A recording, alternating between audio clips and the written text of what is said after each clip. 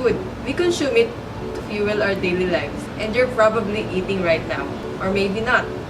But you do it at least thrice a day, or maybe more, if given the right circumstances. Rice is the staple food of half the world's population.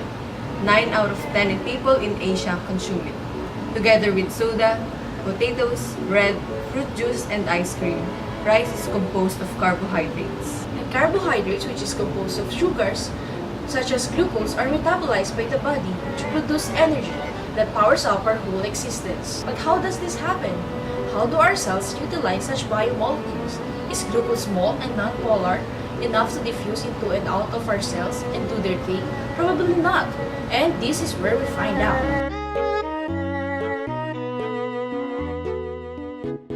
But before we start, let us introduce ourselves. I'm Bernadette. And I'm Patricia, and join us in uncovering the mechanism that is currently taking place in our own bodies. Glucose is a monosaccharide utilized by the body for energy with the chemical formula C6H12O6. It is a 6-carbon chain with 5 hydroxy groups. Since glucose is a water-soluble molecule, it cannot easily pass through the phospholipid bilayer of the cell membrane, since the membrane also has nonpolar qualities. For glucose to pass through, it utilizes glucose transporters. But how does this happen when glucose readily dissolves in the bloodstream before transport can take place? This is where insulin comes in. The increase in blood glucose level causes the release of insulin from the pancreas. Insulin, a blood glucose regulator, increases cell uptake of glucose. However, there are transporters that work without the help of insulin. Transporters can be classified into two: SGLT or sodium glucose link transporter, or GLUT or glucose transporter. SGLTs couple with a sodium-potassium pump which uses adenosine triphosphate or ATP to transport 3 sodium ions into the blood and 2 potassium ions into the cell. A downhill sodium gradient is generated from this action, which is then utilized by the SGLTs to transport glucose across the membrane. Since it does not directly use ATP, it is classified as a secondary active transport. There are 6 types of SGLTs, but we will focus on the 2 main sodium glucose link transporters, namely SGLT1 and SGLT2. SGLT1's role is to reabsorb glucose and remaining glucose from intestinal content and urine respectively. On the other hand, SGLT2 are expressed at kidneys that reabsorb plasma glucose from glomerular filtrate.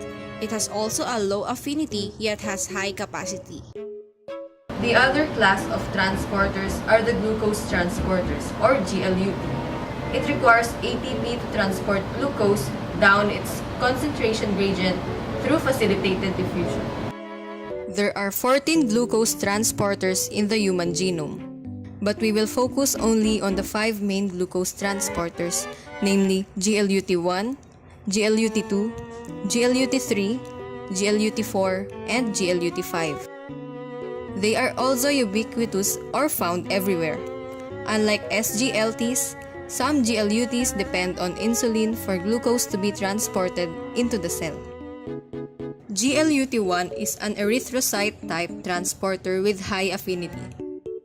It is also associated with the bidirectional transport of glucose controlled by hormones, such as thyroid hormone. It is mostly found at microvessels, kidney, and colon, but very low in liver and skeletal muscle.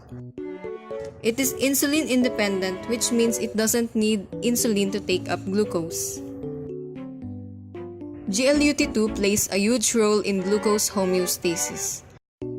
It is mostly found at liver, kidney, and pancreas. It is also insulin independent. GLUT2 ensures that glucose is taken up rapidly by the liver only when it is abundant. It also enables pancreatic beta cells to monitor blood glucose levels directly and regulate insulin secretion. GLUT3 is considered to be a neuron-specific glucose transporter, so it is mainly present in the brain. It has high affinity for glucose that enables it to perform its function efficiently, which is to transfer glucose into cells having a higher requirement of glucose. It is also insulin independent. GLUT4 is an insulin-responsive glucose transporter that is found in the heart, skeletal muscle, adipose tissue, and brain. So it is insulin dependent, which means it needs insulin to perform its function.